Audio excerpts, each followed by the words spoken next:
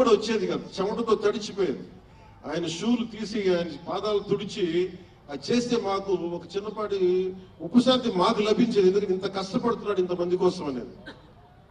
అంటే అలాంటి కష్టాన్ని చూసి పెరిగాడు రామ్ చరణ్. అందుకే ఎందుకు ఆయన గురించి చెప్తున్నానంటే, మేము ఎప్పుడూ దీన్ని అహంకారంగా తీసుకోవాలి.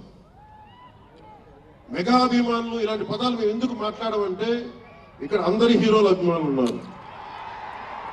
జూనియర్ రెడ్డి, మీరు అందరు సినిమాలు చూస్తారు. రామ్ చరణ్ ఒక సినిమాని ఎక్కువ ఇంకొక హీరోని ఇష్టపడచ్చు, ఒక హీరోని ఎక్కువ ఇష్టపడచ్చు. జూనియర్ ఎన్టీఆర్ గారిని ఇష్టపడతారు, అల్లు అర్జున్ గారిని ఇష్టపడతారు,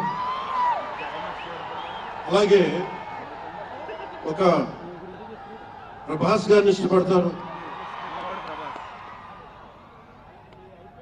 హీరోస్ మీద అందరూ చెప్పి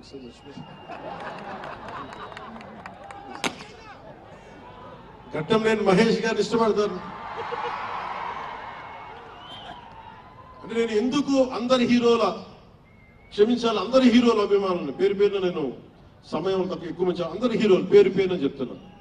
చిన్న చిత్తగా అట్లా చెప్పట్లా.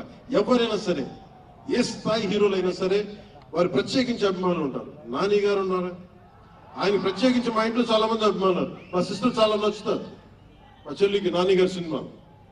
ఇలాగా మా ఇంట్లో అందరికి కూడా మాకు మా చిరంజీవి గారు మాకు నేర్పించింది ఒక హీరోని ద్వేషించే పని మాకు ఎప్పుడు మాకు తెలియదు. మాకు చిన్నప్పటి నుంచి మా జీవితంలో కళమా తల్లి సాక్షిగా చెప్తున్నాం, ఎప్పుడు కూడా మా ఇంట్లో ఈ హీరో సినిమా పోవాలి, మేము ఉండాలి మా ఇంట్లో ఎప్పుడు లేదు. అసలు ఆ సంస్కృతి మా ఇంట్లో లేదు.